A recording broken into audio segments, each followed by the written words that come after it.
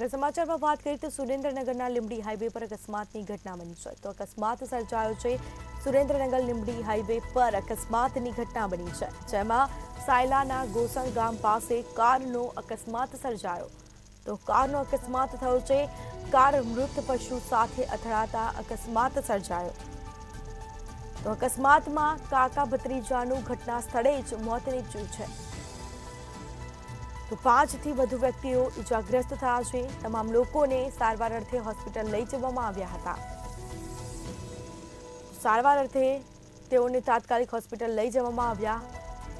Surendranagar Limbdi highway પર અકસ્માતની ઘટના બની લીંબડીથી છાસિયા જતા પરિવારનો અકસ્માત